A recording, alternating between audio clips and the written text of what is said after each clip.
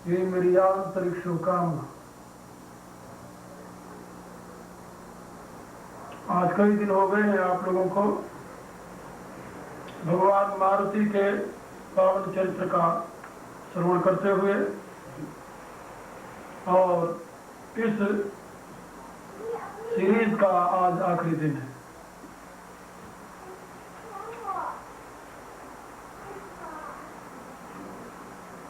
इन दिनों में आप लोगों को शरणागति का सिद्धांत समझाया गया है और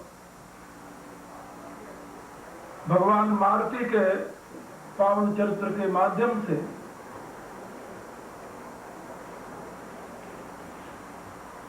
शाश्वत सनातन धर्म का दृष्टिकोण व्यक्ति और समाज के जीवन के प्रति क्या है, वो भी कुछ अंशों में बताया गया है। मुझे विश्वास है काफी इस संबंध में आप लोग समझ चुके होंगे।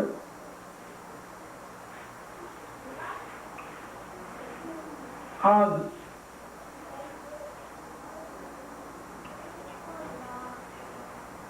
सत्संग की महत्ता, सत्पुरुषों के संग रहने से मनुष्य पतन की ओर जाते हुए भी किस प्रकार से बच जाता है, उनके सहयोग से इस विषय में कुछ बातें समझाई जाएंगी। जीव जीव है, उसकी कुछ कमियां हैं और वे कमियां जीव की तब तक दूर नहीं होती जब तक कि वह स्वयं कठोर साधना से चित्त को शुद्ध न बना ले। भगवत कृपा प्रसाद से यदि चित्त शुद्धि व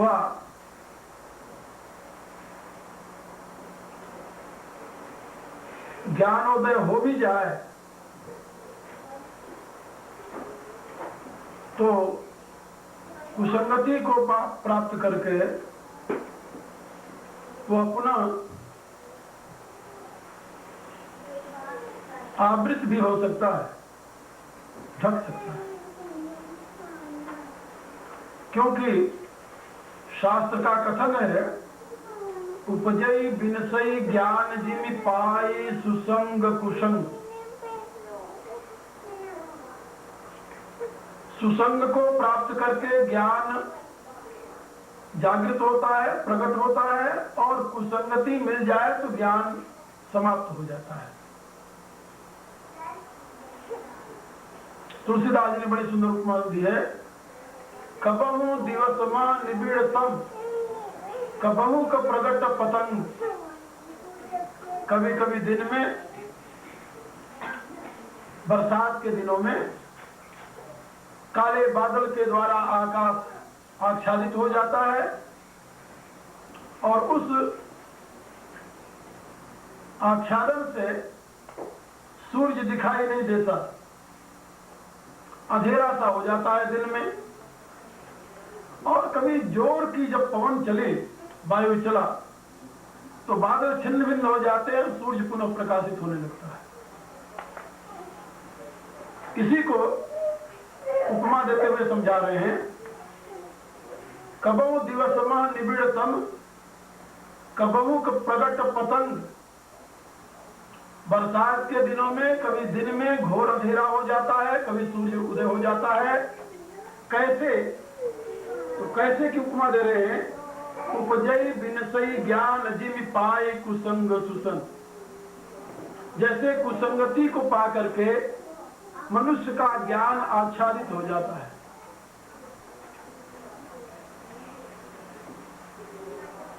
If you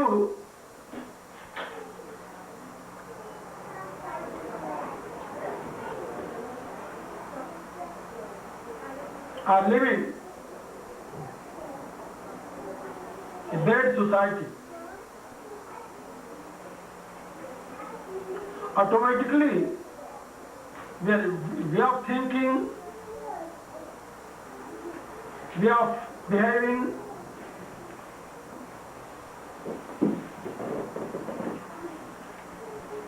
will change. You can't use your discriminative faculty at that time.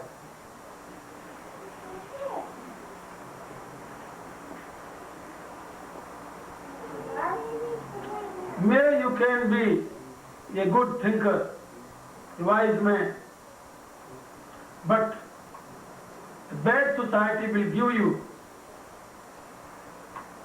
very, very strong dark effect, and your mind will be covered by tamoguna.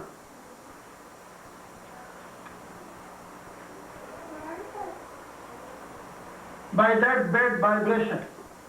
I told one day that every living being is vibrating something. Every living being is receiving something from outside and discharging something from inside.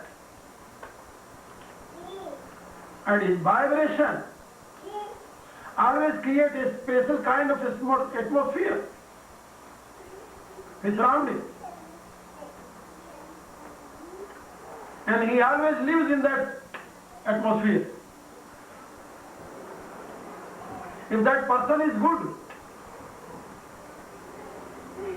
his vibration will be good too. But if a person is bad, his vibration will be bad. And if you will go in that atmosphere, you can't escape from that impression. Can't escape yourself. Due to this, Saint Tulsidas told in Ramayana, Hani kusanga susangati lahu, lokau veda vidita sabkahu. A good companion always give good vibration, and your mind receive good vibration and create good atmosphere and make your good thinking and put your life in the good way. But if you will enter in that bad company, your companion will be bad, and he will always give bad vibration, and your mind will receive that vibration and will be polluted.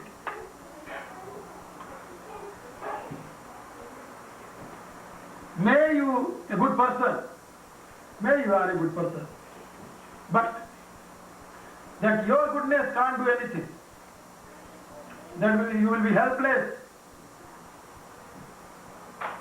Not today but tomorrow. So be aware about it. If you are a good companion, then your life is good. If you have any bad habit, but you are joining good company and you make a good friend, don't worry, slowly you will remove that bad habit. Automatically it will remove. Not today but tomorrow. Because your mind is receiving good vibration and good company. And that vibration will make your mind stronger and stronger. And one day automatically you will leave that bad habit. Your mind will be stronger.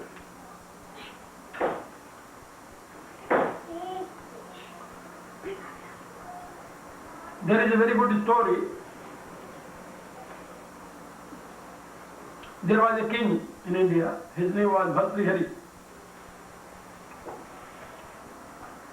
He became a yogi, great yogi.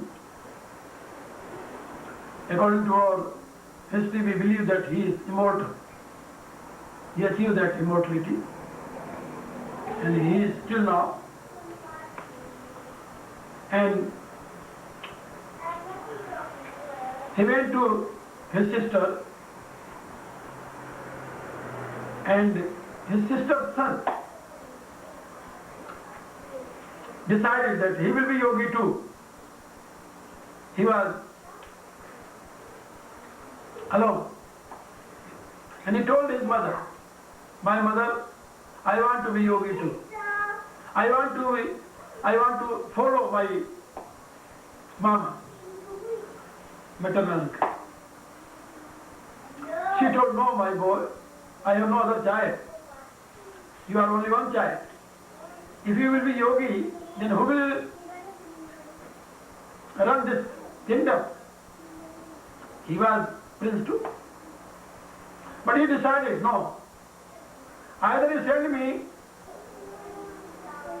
willfully, otherwise I will leave. Then what will you do? And his mother thought that he will leave. Now, then he gave 3 instructions.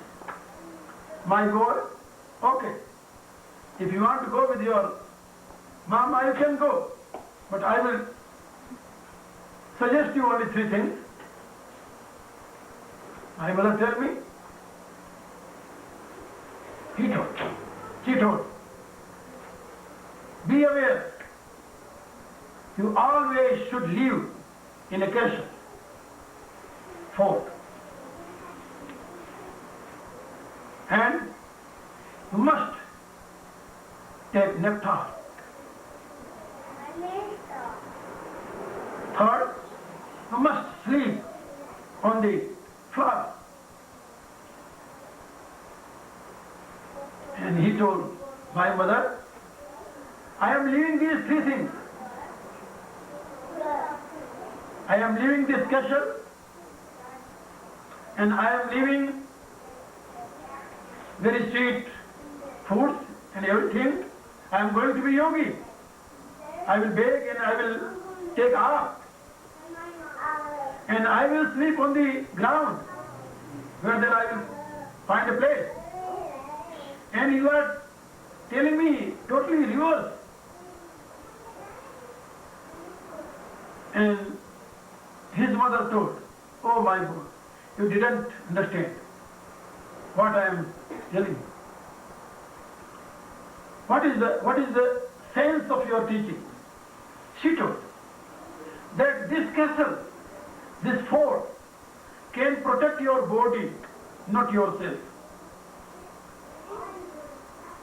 This material form, it only can protect your body, not yourself. Now you are going to be a yogi, a sannyasi, and you know there are many enemies will attack on you.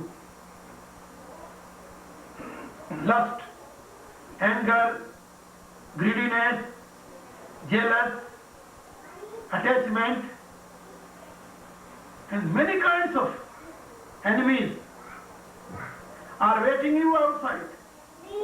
When you will leave this castle and will go out, they will attack at once. So I don't think that you can protect yourself from those enemies. You are very brave. I know you can protect yourself from these worldly enemies, but it is very hard to protect yourself by these enemies. They are very powerful, very powerful. Lust, anger, greediness, ego, oh, very great enemies. Then mother, how I can protect myself? He asked. She replied, due to this I am telling you, you must live always in Kesha. Kesha means? She told, good company, satsanga, company with holy saints. If you live with saints, if you will live with your master, automatically you can conquer your enemy. You can protect yourself. Oh. Other my boy, you are going to be yogi, and yoga is very hard thing. Very hard. It is not so easy. Then, when you feel much hunger, when you feel that now you will die without taking meal, at that time whatever you will take, that will be nectar. That will be amrita. That will give you immortality. Oh. And third, when you think that now sleep is prevailing in your mind,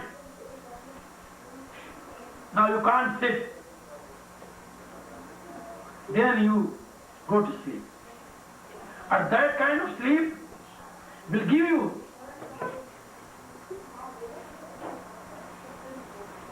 such kind of happiness as you are sleeping on the floor. This is it. Take meal when you are much hungry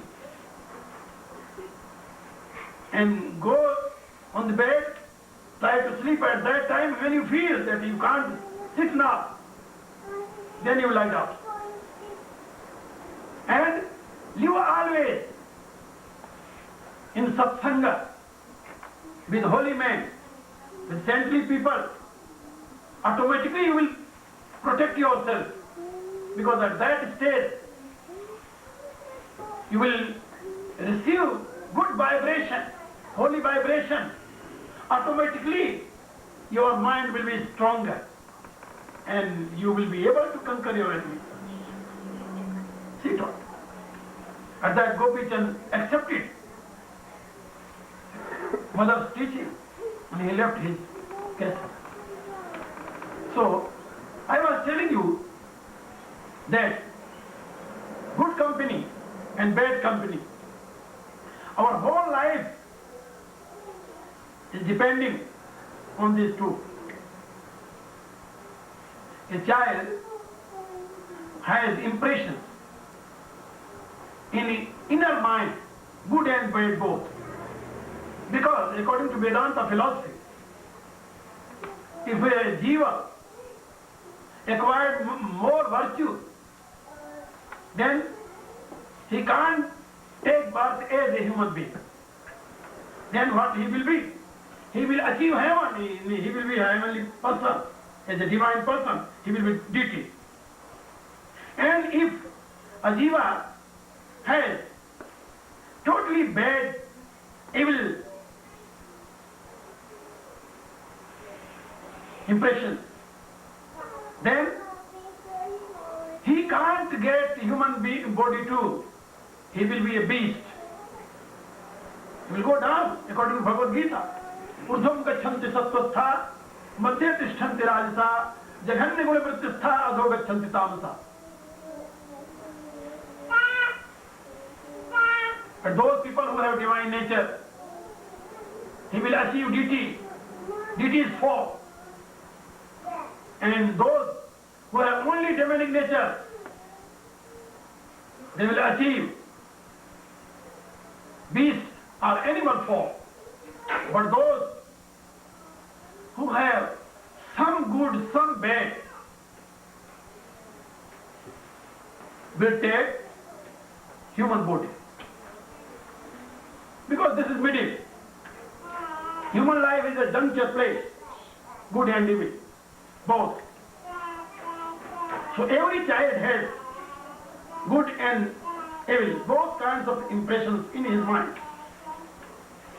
It is depend upon that environment, what kind of environment he is getting. And he will develop that kind of quality. If he will get good company, good environment, holy environment, he will be a saintly person. If he will get bad company, bad environment, and he will be a demon, demonic person. So company has very great value in our life. Be aware about it. जिंदगी को ऊंचा बनाने के लिए सुसंगति से बढ़कर और कोई साधन नहीं है, और जिंदगी को पतन में गिराने के लिए कुसंगति से बड़ा और कोई साधन नहीं। और ये सब जानते हैं, सभी को पता है। हानि कुसंगा सुसंगति लाहू, लोकौ वेद विदित सब काहू। Everybody knows it. गगन चढ़ई रज पवन प्रसंगा, कीचई मिलई नीच जल संगा। You can see dust. When dust gets company with air, wind, that dust flows into space, very high place.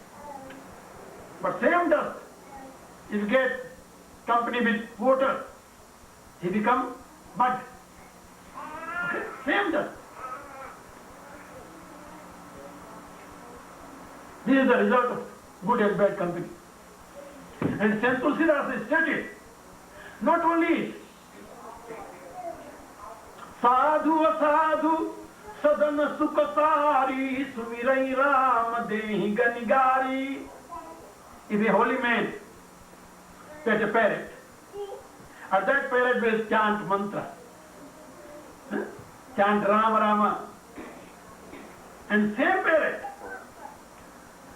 if live with a bad man, and he will start to abuse, because whatever he will listen, he will repeat that, and same thing and same nature will find every being. जैसी संगत वैसी रंग। मनुष्य के जीवन का बहुत बड़ा भाग उसकी संगति पर है। बुरे से बुरे लोग अच्छी संगति में पढ़ करके अच्छे हो जाते हैं, बुरी संगति में पढ़ करके अच्छे से अच्छे लोग भी बुरे हो जाते हैं।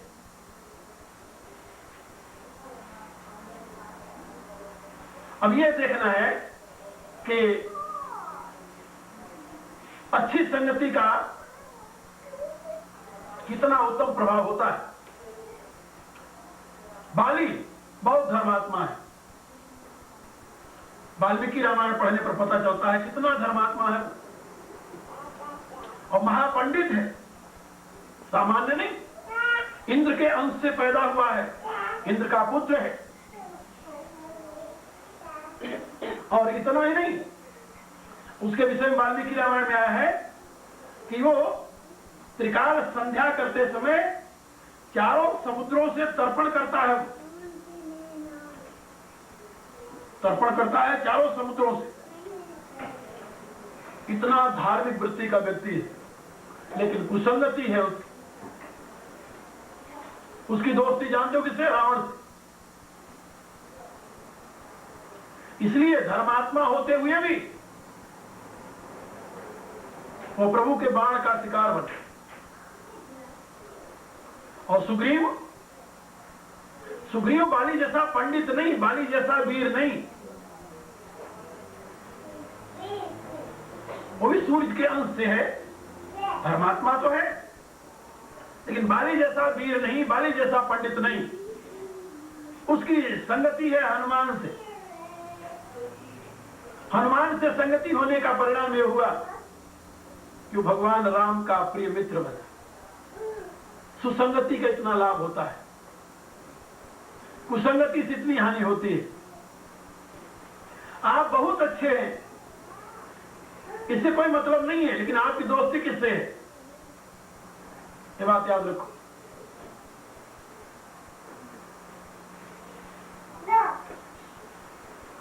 तुलसीदास जी ने दोहा लिखा अपनी दोहाली में, बसी कुसंग चाहत कुशल, करी कुसंग चाहत कुशल, तुलसी के मन सोच। वो कहते हैं कुसंगति में रह करके जो कोई कुशल चाहे तो तुलसीदास जी उसके लिए चिंता करते हैं। प्रमाण क्या देते हैं जानते हो? महिमा घटी समुद्र की, रावण बसा परोस। समुद्र रावण का पड़ोसी होने के नाते उसकी क्या गति हुई? बांधा गया। जब समुद्र बांधा गया रावण के पड़ोस में रहकर, तो दूसरे की बात क्या कही जाए। कुसंगति का इतना बुरा असर होता है। सत्संगति से लाभ के सिवा और कुछ नहीं। जहां भी सत्संगति में जाओगे लाभ हो। एक कहानी मैंने पढ़ी थी बहुत पहले, उसमें एक डाकू अपने पुत्र को मरते समय जब उसके पुत्र ने पूछा, पिताजी मेरे लिए आखिरी कोई संदेश है? डाकू ने कहा, हम अपनी परंपरा का तुम्हें एक आखिरी संदेश देते हैं। क्या कहिए?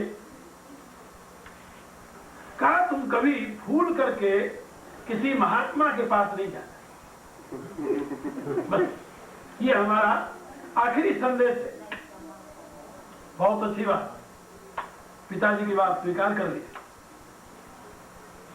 एक दिन वो डाकू डाका मारने जा रहा था, और जहां डाका मारने जा रहा था वहां जाने के लिए एक ही रास्ता था, और संयोगवश उस रास्ते पर सत्संग का आयोजन हुआ था।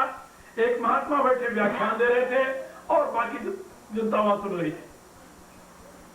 आप लोगों ने तो देखा होगा, भारत में सड़क घेर लेते हैं, कनात इधर उधर लगा देते हैं, चौकी रख देते हैं, लाउड स्पीकर लग जाता है, विद्वान लोग बोल रहे हैं, व्याख्यान हो रहा है। भाई कनेडा तो है नहीं, भारत है। तो सड़क पर महात्मा व्याख्यान दे रहे हैं, उसके जाने के लिए वही रास्ता है, दूसरा कोई रास्ता नहीं।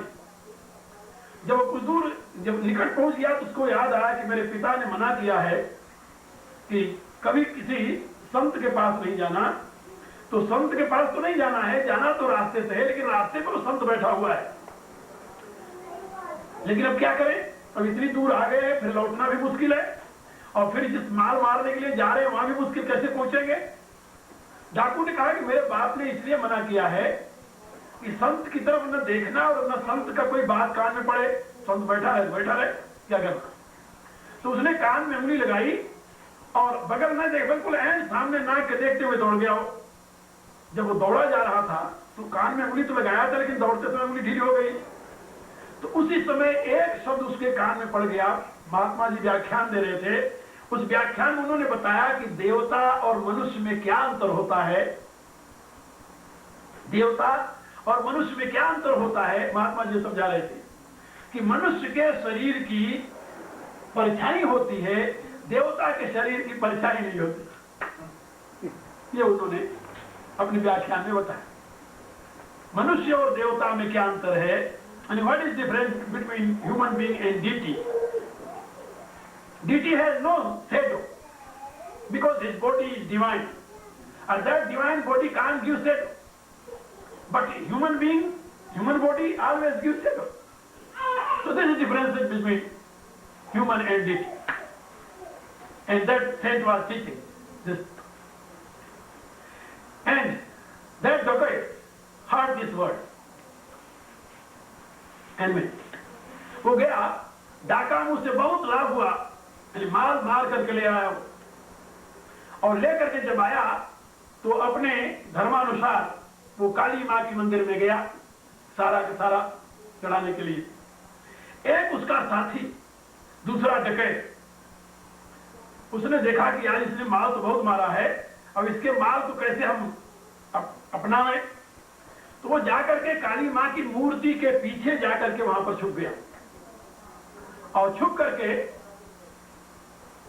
खड़ा हो गया वहां। जब वो डाकू गया, सारा माल रख करके काली के चरणों में वो प्रार्थना करने लगा, तो पीछे से उसने आवाज दी कि बेटा मैं तुम्हारे ऊपर प्रसन्न हूं, वरदान मांग। क्या मांगता है? तो उसने सोचा कि यहाँ जंगल में और दूसरा कौन, काली माँ और मेरे सिवा। तो काली माँ मेरे ऊपर प्रसन्न हो गई। तो काली माँ प्रसन्न है, तो काली माँ ने, तो उसने कहा कि माँ मेरे ऊपर कृपा करो और तुम मुझे ऐसा वरदान दो कि मेरा ये जो कारोबार है हम कभी इसमें धोखा न खाएं। नहीं बेटा, तुम कभी धोखा नहीं खाओगे, शर्त एक है कि आधा जो कुछ तुम जीतो यानी ले आओ मार करके माल, वो आधा यहाँ मेरे को समर्पित करके जाओ। उसने अब देखा काली माँ की आज्ञा है, उसने आधा माल उठाया और बगल वही सामने रख करके चलता बना। कुछ दूर गया तो उसने फिर पाछे प्रणाम किया, देखा तो एक छाया पड़ रही थी बगल। उसको ध्यान आया कि काली माँ तो भगवान है, देवता है, और महात्मा ने कहा था कि देवता की छाया नहीं होती, ये काली माँ नहीं हो सकती।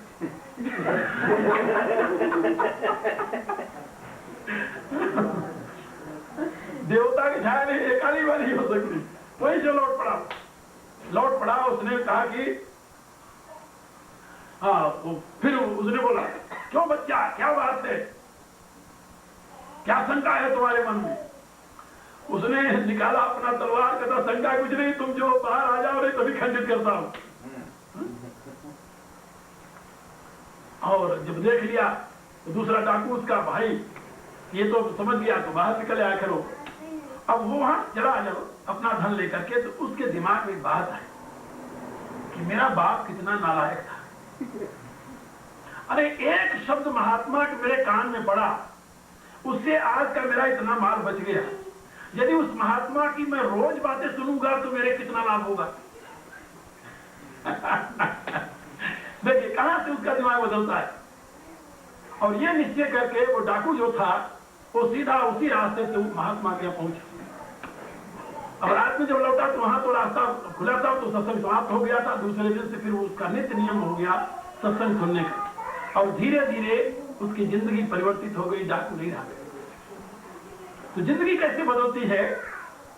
सत्संगति में आकर एक बात भी कोई लग जाए, एक बात भी कोई बांध ले, दिमाग में बैठा ले, तो भी मनुष्य के लिए कल्याण का साधन बन जाती है।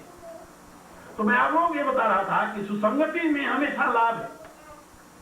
बड़े बड़े पतित भी सुसंगति में आकर के, अंगुली माल ऐसे नाम सुना होगा भगवान बुद्ध के जीवन में, अंगुली माल का, जो मनुष्यों को मारकर उनकी अंगुलियों का माला बनाकर अपने घर में पहना हुआ था। ऐसे लोग भी भगवान बुद्ध के शरण में आकर के पवित्र हो गए। और कुसंगति में पढ़ करके अच्छे से अच्छे लोग,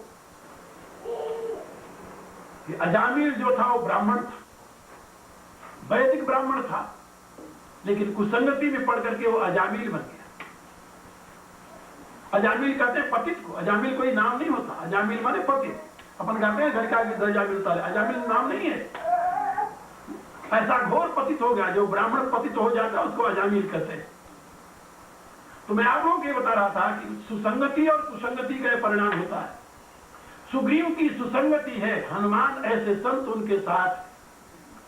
भगवान राम से मिलने पर सुग्रीव ने यह प्रतिज्ञा की कि प्रभु, ये संसार का जो कुछ वैभव है ये सब आपकी भक्ति में बाधक है। तुलसीदास लिखते हैं, उपजा ज्ञान बचन तब बोला, राम कृपा मन भयउ अलोला। कहता है सुख संपत्ति परिवार बढ़ाई, सब परिहरी करी हम सेवकाई। ए सब राम भगति के बाधक, कहीं संत तव पद अवराधक। कहता कि हे प्रभु, अब प्रभु कृपा करहु यही भांति, सब तजी भजन करहु दिन राति। प्रभु अब तो मेरे ऊपर ऐसी कृपा करो कि मैं ये सब कुछ छोड़ करके आपका रातों दिन भजन करूं। ये सुख संपत्ति परिवार बढ़ाई जो कुछ है ये सब आपकी भक्ति में बाधक है। सुख संपत्ति परिवार बढ़ाई, सब परिहरी करी हम सेवकाई। इन सबका त्याग करके मैं आपके चरणों की उपासना करूंगा। क्यों? ये सब राम भक्ति के बाधक, ये सब राम की भक्ति में बाधक है। कौन कौन? सुख संपत्ति परिवार और बड़ाई बड़प्पन, ये भगवान की भक्ति में बाधक है। इसलिए वो प्रार्थना करता है कि हमें ये नहीं चाहिए। अब प्रभु कृपा करहु यही भांति, सब तजी भजन करहु दिन राति। कहा तू अभी कह रहा था बाली, सुग्रीव कहता नहीं प्रभु, बाली परम हित जासु प्रसादा, मिलेउ राम तुम शमन विषादा। अब बाली मेरा शत्रु नहीं प्रभु, बाली तो मेरा परम हितैषी है। न तो उसे मारकर भगाता मुझे, न तो मुझे मारकर भगाता, न आपकी शरण में आते। उसकी कृपा से यार मिले हो, इसलिए बाली मेरा हितैषी है प्रभु। वही सुग्रीव जो इतना अटल विश्वास के साथ प्रभु को समर्पित हुआ। जब भगवान ने उसे राज दे दिया तो राज पाते ही भगवान चले गए प्रवर्षणगिरि पर्वत पर। जाते समय उसे समझाया भी कि मैं यहीं बगल में हूं। गत ग्रीष्म बरसा ऋतु आई, रही हूं निकट शैल पर छाई। अंगद सहित करेऊ तुम राजू, संतत हृदय धरेऊ मम काजू। भगवान ने समझाया कि मेरा काम हमेशा ध्यान में रखना, अंगद के सहित तुम राज करना, मैं ही बगल के पर्वत पर हूं। बहुत अच्छी बात। लेकिन प्रभु जब चले गए, आप देखिए 4 महीने तक सुग्रीव ये भी नहीं पूछने गया कि यहाँ कुछ फल मूल मिलता है खाने पीने का या नहीं, ये आपकी गुफा कहीं रुचि उची तो नहीं है, नहीं गया, पूछने तक नहीं गया। 4 महीने तक वहीं बगल में भगवान थे और इतना समझा कर गए थे, और भगवान के प्रताप को भी उसने देख लिया था। ये सब क्यों हुआ जानते हो? क्यों हुआ ये सब? इसलिए कि एकाएक उसे भगवान ने कहा इस बात को, सुग्रीव सुधिमोर विसारी। सुग्रीव मुझे भूल गया। क्यों भूल गया कहो? पावा राज कोश पुर नारी। उसको 4 चीजें मिल गई। राज पा लिया, राज बन गया, राजा बन गया, उसे राज मिल गया और उसे खजाना मिल गया। कहां दरिद्र था, अब उसे खजाना मिल गया। और कहां रहने की जगह नहीं थी, अब उसे इतना बड़ा नगर मिल गया। और कहां उसके पास कोई नहीं था, अब एक नहीं 2 स्त्रियां मिल गई, रूमा और तारा। तो सुग्रीवं सुधिमोर विसारी, पावा राजकोष पुर नारी। उसने राजकोषपुर और स्त्री को पा करके मुझे भूल गया। क्यों भूल गया? कारण क्या? काको नर अस जन्मा जग माही, प्रभुता पाई जाहि मद नाही। दुनिया में कौन ऐसा मनुष्य पैदा हुआ जिसको प्रभुता मिले और मद न हो? श्रीमद वक्रन कीन कहीं, प्रभुता बधिर न काही। मृग नैनी के नैन सर को असलागन जाही। कौन दुनिया में ऐसा हुआ जिसको श्री मद ने टेढ़ा न बना दिया हो? कौन ऐसा दुनिया में हुआ कि प्रभुत्व को पाकर बहरा न हो? कौन ऐसा दुनिया में हुआ कि मृगनैनी के नेत्र रूपी बाण जिसको न लगे हों? है कोई दुनिया में ऐसा? नारद भो बिरंची सनकादि, जे मुनि नायक आतंकवादी। मोहन अंध कीन कहीं कहीं, जो को जग कामन चावल जेही। है कोई ऐसा दुनिया में? यदि उसी राजकोषपुर नारी को पाकर के सुग्रीव भी गिर गया तो इसमें आश्चर्य की क्या बात है? कोई आश्चर्य नहीं। लेकिन संत की संगति यदि मिल जाए और सत्संगति से, सत्पुरुषों से यदि मित्रता हो जाए तो उसका परिणाम क्या होता है?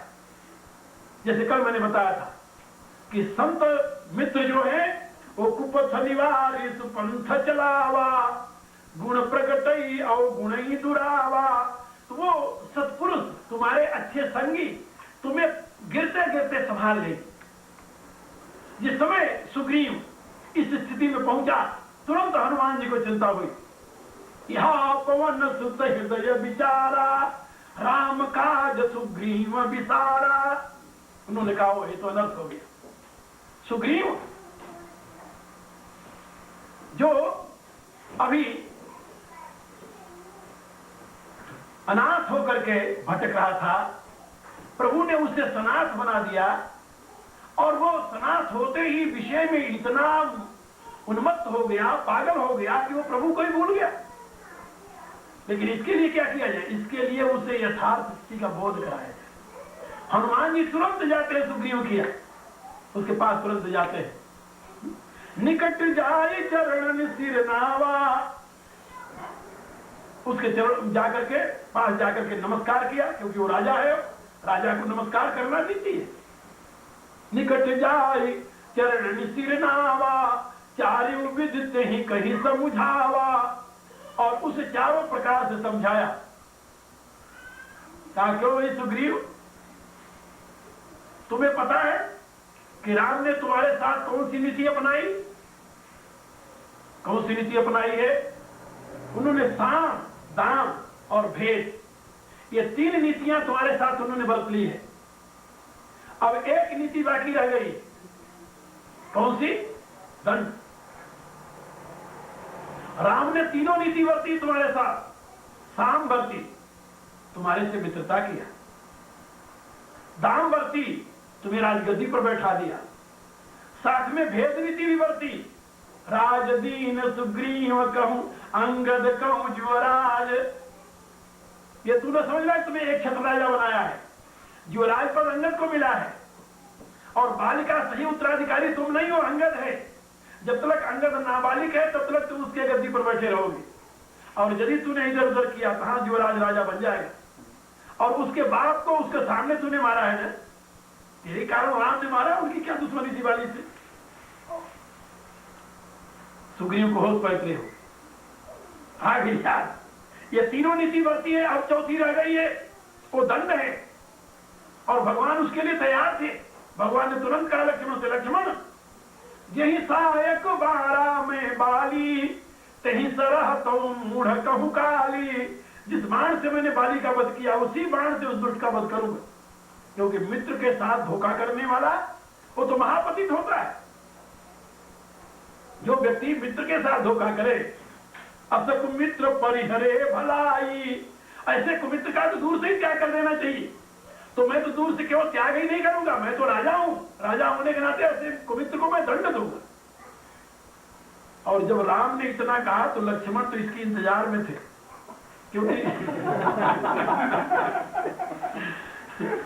क्योंकि सुग्रीव की मित्रता लक्ष्मण को प्रिय नहीं लगी थी। लक्ष्मण वीर वृत्ति के, सुग्रीव की मित्रता को लक्ष्मण ने आदर नहीं दिया। क्यों नहीं दिया? इसलिए लक्ष्मण ये कहने लगे कि प्रभु जो अपने सगे भाई का नहीं हुआ वो हमारा कहां से होगा? भगवान ने कहा कि नहीं, यहां प्रश्न सगे भाई और दूसरे का नहीं है।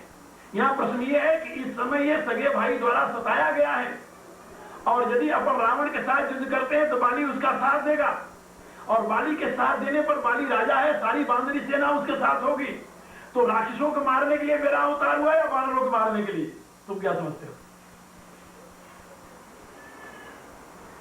बाली और रावण में संधि है, और ये स्पष्ट है वाल्मीकि रामायण में और अध्यात्म रामायण में कि बाली रावण की संधि है। और उस संधि में प्रतिज्ञा है कि तुम्हारा शत्रु मेरा शत्रु, तुम्हारा मित्र मेरा मित्र होगा। और अग्नि की साक्षी देकर के वो परिक्रमा करके दोनों ने आपस में मित्रता की है, जैसे राम और सुग्रीव ने की है। तो भगवान राम कहते हैं कि देखो, यदि रावण से युद्ध करना है तो पहले बाली रूपी कांटे को लग निकालना है, और बाली की जगह सुग्रीव को बैठाना है, और फिर ये बांदरी सेना सब हमारे साथ होगी। और यदि बांदरी सेना की हमें जरूरत न हो, हम सीधा रावण से युद्ध करते हैं तो ये सब बाली के साथ होगी। और बाली रावण की मित्रता होने के नाते, संधि होने के नाते वो रावण के पक्ष से युद्ध करेगा। तो हम लंका युद्ध करने पहुंचेंगे नहीं, हम तो यहाँ किष्किंधा में अड़े रहेंगे और जानकी जी वहां पड़ी रहेंगे। इसलिए नीति जो कहती है, नीति के अनुसार चलना है। तो भगवान राम ने नीति अपनाया। यहां पर नीति के अनुसार सुग्रीव से मित्रता करके बाली का वध कर दिया। बाली का वध तो कर दिया, लेकिन बाली की जगह अंगद को युवराज बना दिया। और बाली भी बड़ा समझदार था, उसने राम को समर्पित होते हुए मरते मरते एक बात कहा, यह तनय मम सम विनय बल कल्याण प्रद प्रभु लीजिए, गही बाम सुर नर नाय आपन दास अंगद कीजिए। बाली कहता है, प्रभु ये जो मेरा पुत्र है ये मेरे ही समान बलवान है और मेरे ही समान विनम्र है। प्रभु इसका हाथ पकड़ लीजिए मेरे सामने और इसको अपनी शरण में ले लीजिए, ये आज से समाप्त हो जाएगा। बाली ने सोचा कि ऐसा न हो कि मेरे मर जाने के बाद कहीं सुग्रीव इसको भी खत्म कर दे, जो स्वार्थी लोग क्या नहीं कर सकते। तो भगवान को समर्पित कर गया वो, और भगवान ने तुरंत अंगद को स्वीकार कर लिया और लक्ष्मण से कहा कि जाकर के तुम सुग्रीव को राज दे दो। प्रभु लक्ष्मण ही कहा समुझाई, राजदेव सुग्रीव ही जाई। लक्ष्मण ने कहा कि ना, ऐसे कायर के माथे पर मुकुट रखना मेरे बस का बात नहीं, इसको भागने के सिवा कुछ आता ही नहीं, जहां मौका पड़ता है वहां भागता है। आप जरा देखिए प्रभु, सीता की करुण क्रंदन सुन करके जटायु गीत तो अपनी जान दे दी। गृद्धराज सुनी आरत बानी, रघुकुल तिलक नारी पहचानी। तो उसी सीता की पुकार को सुनकर के गृद्धराज ने अपनी जान दे दी और उसी सीता की कायर ने भी पुकार सुनी। सुग्रीव ने कहा था मंत्री न सहित यहाँ एक बारा, बैठी रहे हूं कछु करत विचारा। गगन पंथ देखी में जाता, परबस परी बहुत बिल पाता। कहा तूने क्या किया? कहा राम राम हा राम पुकारी। और क्या कहते तो लक्ष्मण जी कहते हैं ये कायर मन कहूं एक धारा, देव देव आलसी पुकारा। आलसी और कायर लोग जो होते हैं, जब कोई कठिन समय आ भगवान अपने आप करेगा। हम जैसे हमारे हिंदुओं की आदत रही ना, हमारे गाय को शेर मारा है और शेर को भगवान मारेगा, शेर को भगवान, अपन नहीं मारेंगे शेर को, ये वृत्ति। तो लक्ष्मण जी कहते हैं ऐसे कायर, माता सीता को ले जाते हुए रावण को देखा, इस कायर ने केवल राम राम कह करके यानी अपनी इति समझ ली, अपना कर्तव्य पूरा कर दिया। नहीं, ऐसे कायर से दोस्ती नहीं, ऐसे कायर से मित्रता नहीं, ऐसे कायर के सर पर ताज मारना मेरा काम नहीं। भगवान ने समझाया। तुलसीदास ने यहां पर केवल एक बात संकेत कर दिया, प्रभु लक्ष्मण ही कहा समझाई। समझा कर कहा कि राजदेव सुग्रीव वहीं जाई, जाकर इसे राजा बना दो। फैसला हुआ कि राजा तो नहीं, राजा बनाएंगे, आपकी आज्ञा का पालन करना, लेकिन युवराज अंगद को बनाएंगे तब। तो राजदीन सुग्रीव कहूं अंगद कहूं युवराज। तो लक्ष्मण को तो यही प्रिय था कि ऐसे कायर का वध कर देना चाहिए, इसकी जरूरत नहीं, हमारे लिए तो अंगद और हनुमान यही दो बहुत है। लेकिन प्रभु ने कहा कि नहीं। जिसमें प्रभु ने कहा कि जिस सायक मारा में बाली, तही से रहता हूं मूल कर काली, लक्ष्मण जी तुरंत उठ गए, उठ करके धनुष बाण उठा लिया। कहा प्रभु बस आज्ञा मिलनी चाहिए, आपको कष्ट करने की जरूरत नहीं, मैं अभी ये काम पूरा करने जा रहा हूं। भगवान ने कहा नहीं, भय दिखाए लैयाओ तात सखा सुग्रीव। अरे तुम्हें याद नहीं, मैंने अग्नि की साक्षी देकर मित्रता की है। जिससे अग्नि की साक्षी देकर मित्रता की, उसका वध करना किया उसने मेरे साथ धोखा है।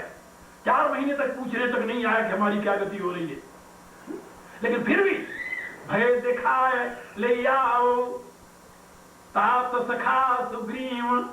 हे मेरे प्यारे, तुम जाओ उसे भय दिखा करके ले आओ, उसे मारना नहीं, मित्र को मारना पाप, ठीक है। तो यहां पर मैं आप लोगों को बता रहा था कि हनुमान जी उसे चारों प्रकार से समझाते हैं कि भगवान राम ने सामनीति बरती तुम्हारे साथ, क्योंकि राम राजा है, परमात्मा ही नहीं, परमात्मा होते हुए राजा है, इस समय राजा के रूप में अवतरित हुए हैं। इसलिए तुलसीदास जी कहते हैं नीति प्रीति परमारथ स्वार्थ, एको न राम समझान यथार्थ। नीति प्रीति परमार्थ और स्वार्थ, ये राम के समान यथार्थ रूप से कोई नहीं जानता। राम नीति जानते हैं, नीति प्रीति परमार्थ स्वार्थ, एको न राम समझान यथार्थ। तो भगवान ने नीति बरती, सबसे पहले साम नीति, सुग्रीव से मित्रता की, फिर दाम नीति, उसे राजगद्दी दे दिया, भेद नीति, अंगद को जो राजा बना दिया, अब रह गई दंड नीति। अब दंड नीति माने धनुष बाण उठाकर उसकी खबर लेना। तो हनुमान जी कह रहे हैं कि सुग्रीव तू सावधान हो जा, सुन सुग्रीव बचन भय माना, विषय मोर हरि लीने ज्ञाना। हनुमान जी की बात सुनते ही वो कांप गया, हनुमान जी को पकड़ मारती, मैं असहाय, विषय मोर हरि लीने ज्ञान, अपनी देखिए, गलती करना बुरा नहीं है, लेकिन गलती को महसूस कर लेना। यदि गलती किया और उसको महसूस नहीं किया, बुराई उसमें है। गलती किससे नहीं होती? दुनिया में कोई ऐसा है जिससे अपराध न हुआ? यही बात भगवान राम से कही, लक्ष्मण को समझाया, जिसमें लक्ष्मण ने कहा कि दुष्ट ने मेरे साथ अन्याय किया है, तो राम ने यही समझाया कि लक्ष्मण, क्या दुनिया में कोई ऐसा व्यक्ति है जिससे गलती न हुई हो? भगवान ने वहां पर लक्ष्मण को कहा, क्या तुम्हारे से गलती नहीं हुई? मेरे प्राण से भी प्रिय अधिक भाई भरत को तूने गालियां दी मेरे सामने, पिता को बांधने तक के लिए तुम तैयार हो गए, तो तुमसे गलती नहीं हुई? क्या मेरे से गलती नहीं हुई? मेरे से भी गलती हुई है। यदि मैं सीता को साथ न ले आता तो मेरी ये दुर्गति क्यों होती? वनवास तो मुझे मिला था ना। इसलिए गलती सबसे होती है। और सुग्रीव से भी गलती हो गई, तो गलती इंसान है, करेगा गलती। हाँ, गलती को न मानना ये अन्याय है कि जब सुग्रीव अपनी गलती मान ले, फिर तुम उसे प्यार से ले आना, और यदि गलती मानने के लिए तैयार न हो, फिर तो दंड देना हमारा काम है, हम तो उसे दंड देंगे फिर। लेकिन वहां सुग्रीव तो पहले से ही गलती माने तैयार है, हाथ जोड़े बैठा हुआ है। वो पहले से ही कहा, सुन सुग्रीव बचन भय माना, विषय मोर हरि लीन ज्ञाना, अब मारुत सुत दूत समूहा, पठवो जह तह बानर जुहा। अब कहता है, हनुमान जल्दी से जल्दी सीता की खोज के लिए यहाँ राम आवे, लक्ष्मण आवे, उससे पहले तुम सीता की खोज के लिए बंदरों को भेज दो, जिससे हम उनके सामने कहें, नहीं साहब मैं भूला नहीं, मैं तो पहले काम कर चुका हूं। तो हनुमान जी तुरंत, तब हनुमंत तुरंत बंदरों को बुला करके और जहां तहां भेज दिया है। और इतने में लक्ष्मण जी पहुंच गए धनुष बाण लेकर के। धनुष उठाए कहा, अब जारी करो पुरछार, क्योंकि वहां भय दिखाना था, धमकी देने के लिए गए थे। उन्होंने धनुष पर बाण लगाया और कहा कि अब मैं इस पूरे नगर को भस्म करने जा रहा हूं। सब कांप गए। व्याकुल नगर देख तब आए बाल कुमार, अंगद जी दौड़ करके आए, लक्ष्मण के चरणों में गिर गए। लक्ष्मण ने उनको अभय दान देकर के कहा कि नहीं, तुम्हारे लिए कोई घटना नहीं है, तुमको तो मैंने जो राज बनाया है। कहां है वो? सुग्रीव को पता चला कि राम तो नहीं आए, लक्ष्मण आए। कांप गया कि राम ने हाथ मिलाया था अग्नि के सामने, लक्ष्मण ने तो मिलाया नहीं। शायद इसीलिए राम ने आप स्वयं में आकर लक्ष्मण भेजा है कि लक्ष्मण हमें दंड देगा क्योंकि मेरा अन्याय है। तो लक्ष्मण के आने पर तुरंत उसने कहा, सुनु हनुमंत संगले तारा, कर विनती समझाओ कुमारा। कहा मैं तो आगे नहीं जाऊंगा। कहा तो फिर कायर आदमी यही करता और क्या करेगा? कहता हनुमान मेरी रक्षा कर दू, तारा को तू साथ लेकर जा, आगे से उनकी अगवानी कर। प्रार्थना करके समझा। और ये तारा प्रार्थना करेगी कि एक पति को तो पहले आपके बड़े भाई ने मारा, तो आप दूसरे को मारने आ गए, मेरी क्या गति होगी? तो स्त्री के ऊपर दया कर देंगे लक्ष्मण। तो सुनु हनुमंत संगले तारा, करी विनती समझाओ कुमारा। तो हनुमान जी तारा को साथ लेकर आगे आए।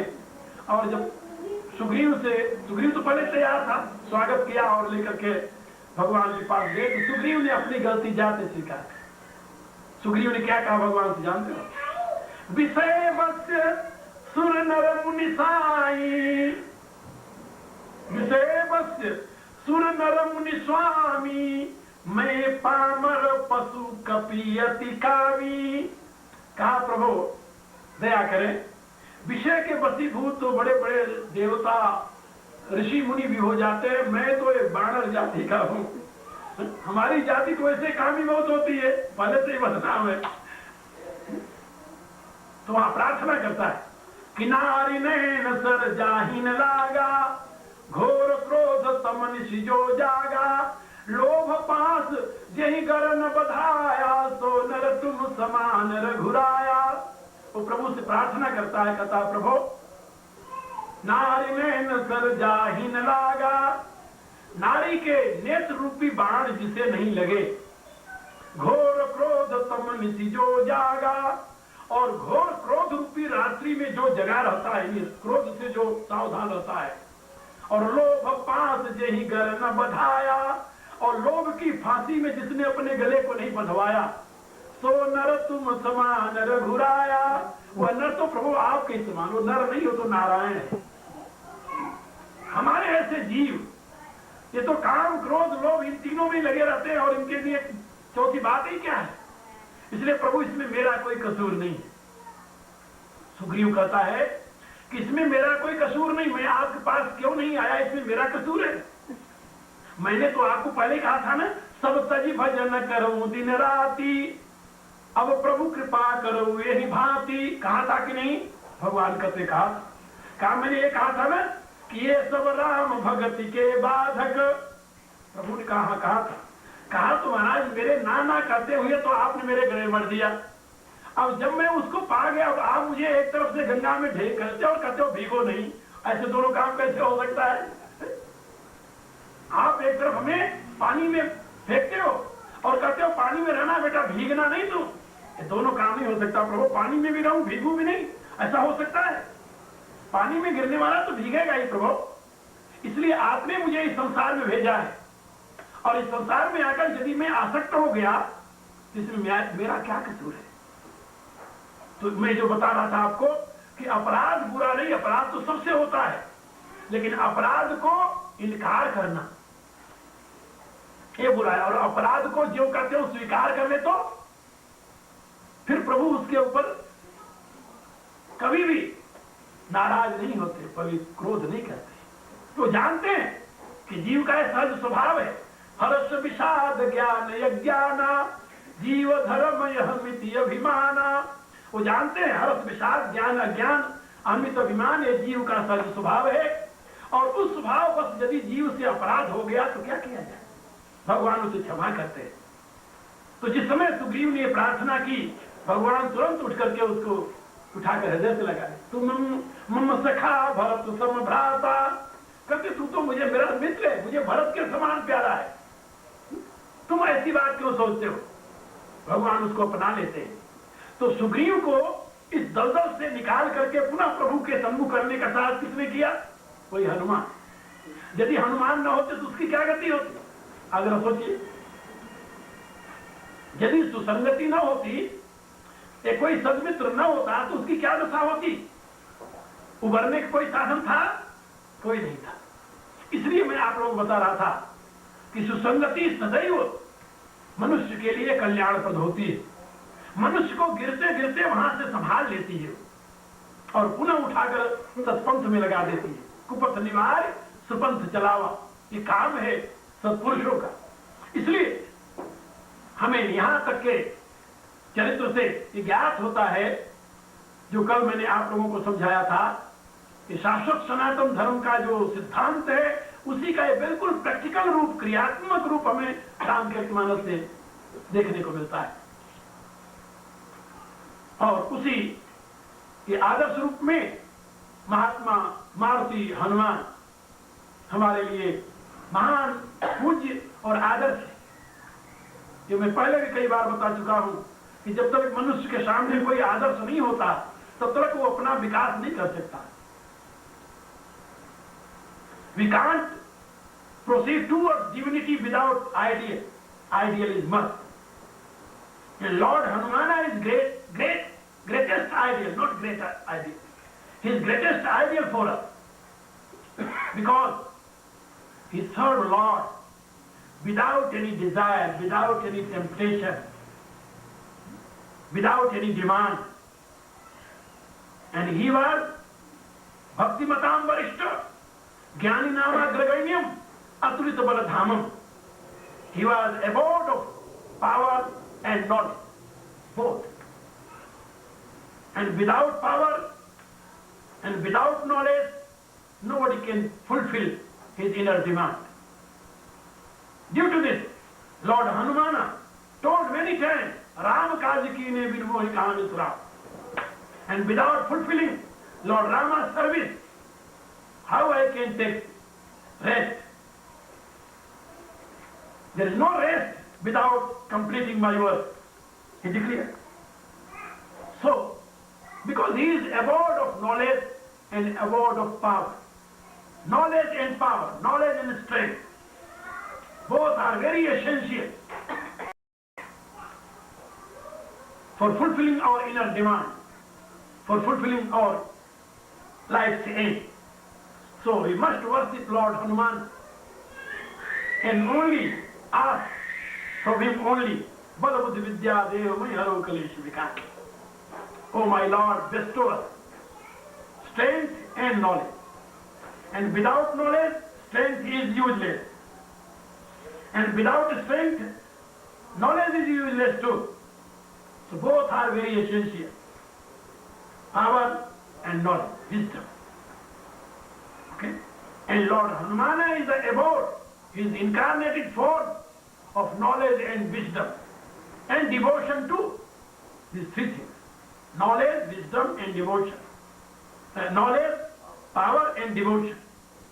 And Saint Tulsidas stated, Atulita Baladhamam, his abode of power. Atulita Baladhamam. And Jnaninama Graganyam, abode of wisdom, knowledge. And Bhakti Matam Varishta, abode of devotion. These three things. Because if you have knowledge and power, then you can be proud. So pride is the greatest sin. You must be aware about it too. So how you can remove your pride? By devotion of Lord. Okay? So devotion is very essential part of our divine life. So knowledge, power and devotion. And Lord Shiva incarnated himself in form of Hanumana for putting a great example, only for putting a great example for mankind in this form, power, knowledge and devotion. So we must worship Lord Hanumana and think about him and think about his glory, his divine pastime, and only ask for these three things: power, wisdom and devotion. Okay? हमें भगवान मारुति की आराधना करते हुए उनके चरणों में सदैव उनसे भक्ति, ज्ञान और शक्ति, दूसरे शब्दों में भक्ति, शक्ति और ज्ञान की याचना करनी चाहिए। इन तीनों से युक्त होने पर ही जीवन की सार्थकता है, अन्यथा नहीं। यदि आप अपने जीवन को सार्थक बनाना चाहते हैं तो आप में तीनों चीजें होनी चाहिए। मैंने कई बार पहले बताया होगा, कर्नल ताज ने लिखा है कि भारत के राजपूतों के पास इतनी शक्ति थी जो सारी दुनिया पर शासन करने की क्षमता रखते थे, लेकिन उनके पास ज्ञान नहीं था। ज्ञान के अभाव में वो आपस में लड़कर मर गए। कर्नल ताज ने लिखा है राजस्थान के इतिहास। और भारत में एक नहीं, बड़े बड़े बुद्धिमान हुए हैं। जिन दिनों मुसलमानों का शासन था भारत पर, उन्हीं दिनों में तुलसीदास जी हुए हैं, उन्हीं दिनों में रामानंद हुए हैं, उन्हीं दिनों में वल्लभाचार्य हुए हैं, बड़े बड़े दार्शनिक हुए हैं उन दिनों में। लेकिन दार्शनिक तो थे, बुद्धिमान थे सब, लेकिन कोई संगठित शक्ति नहीं थी। और यदि शक्ति और बल, ये दो, बुद्धि ज्ञान दोनों आ जाए और हृदय में नम्रता नहीं है, श्रद्धा नहीं है, भक्ति नहीं है, तो फिर तो रावण में ज्ञान भी था और शक्ति भी थी। या Ravana is ideal. He was a very learned person and he was a knowledgeable person and he has much power, but he has no devotion, and without devotion he becomes Rakshasa. यदि इन तीनों का संगम न हो जीवन में तो जीवन पूर्ण नहीं हो सकता। इसलिए जीवन की पूर्ति के लिए we must pray Lord Hanumana for power, knowledge and devotion, भक्ति, शक्ति और ज्ञान। इनके द्वारा आप अपने जीवन को महान बना सकते हैं। श्री राम शरणम मम, श्री राम शरणम।